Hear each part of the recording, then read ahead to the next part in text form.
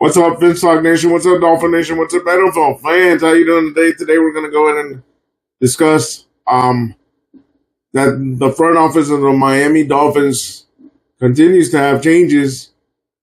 Stephen Ross has fired two longtime tenured front office people, as he has fired Adam Engroff and Anthony Hunt per sources, and that was the message I'll pop up is from Tom Pelissero of the NFL, and also a reply on top from Omar Kelly of the Miami Herald, as Omar to Tom Pelissero's tweet had to say these are the two longest tenured Dolphins in the front office.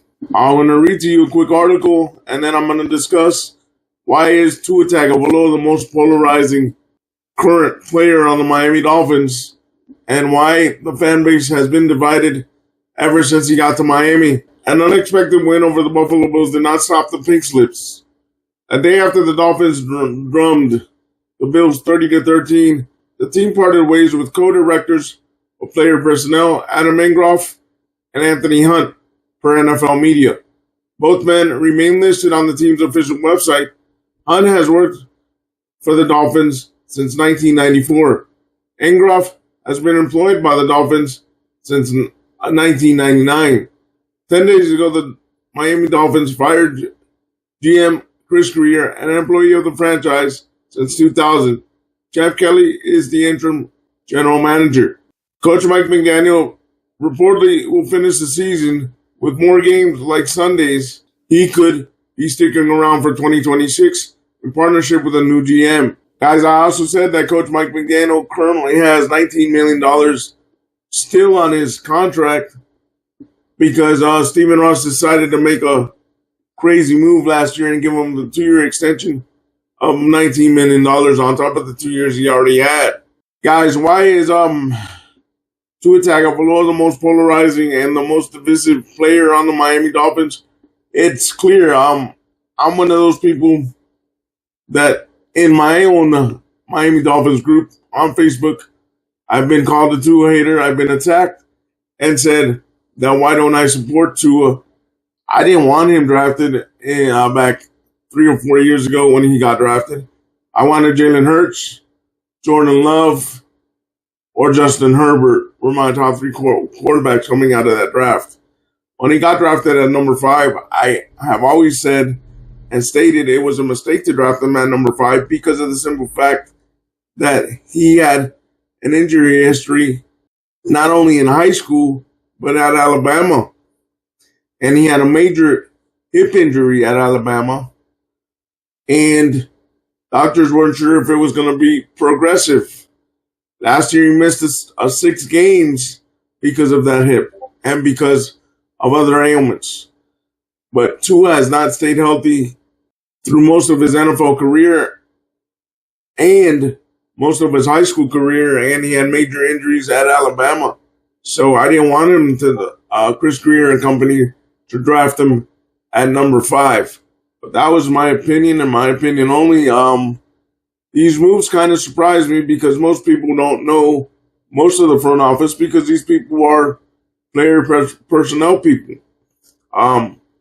What kind of changes can we expect from the Dolphins and Stephen Ross and his brass going forward? Are we going to have a vice president of player development like he wanted to do one time with Dan Marino, and then Dan Marino accepted the job, and a day later then he backed out and said no, he couldn't take on those duties? Or are we going to have a vice president of football operations like with Bill Parcells, or is it just going to be a general manager reporting to Ross?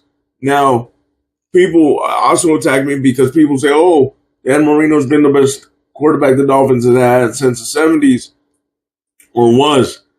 And I do agree, but the thing is, we're not here for putting up stats, putting people in the Hall of Fame.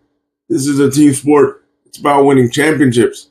So is Stephen Ross really going to do good by the fan base? I don't know, and I don't believe it. But Tua is very divisive because also of the simple fact that he's liked as a human being. But guys, it's not about liking a person as a human being. It's also, will he take you to the promised land? Will he take you to the Super Bowl? Will he win championships? The guy before Tua Tagovailoa, Tannehill, I supported a lot. He was here 7 years, but he also got injured, and people used to call me a Tannehill fanboy.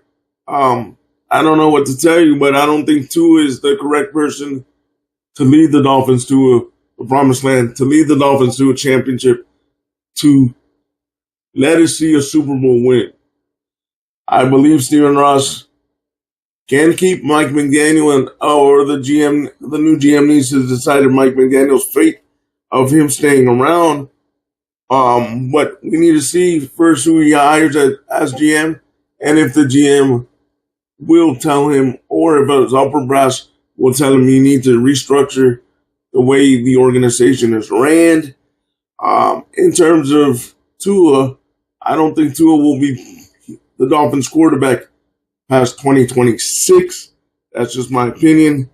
And I think the fans that are Dolphins fans because of Tua will be leaving once Tua leaves, because I believe this fan base has a lot of Tuaneers, meaning fans that came from Alabama and followed the Dolphins simply because Tua is an Alabama graduate. But that's just my opinion. But he's very, very divisive. I don't think he is a top 15 quarterback. I really think he's a top 20 quarterback, and I don't think he can carry a team to beating above 500 teams. Yes, he'll put up the numbers. He'll have nice passing games. And this year, he hasn't been able to recover. It's been bad game after bad game after bad game after bad game until the Bills game. And he's had decent games, but it's been mainly bad games, in my opinion, this year. So leave me your thoughts down below and what you think. You think Tua is a divisive type player, polarizing player? I'm not saying personal-wise. I'm saying player on the franchise. Yes, he puts up numbers, but can he take us? Do you believe he can take us to the promised land? I don't believe he was worth a number 5 draft pick. Again, leave me your comments down below, and like always, I appreciate your support. Also, guys, just to let you know, we're starting to get on podcast platforms like iHeartRadio, Amazon Music, Spotify, Apple Podcasts, so on and so forth. So if you can't listen to or watch the YouTube, you can always, eventually, these episodes, all of them will be on all podcast platforms. Like always, stay positive, stay on your grind, and go Dolphins.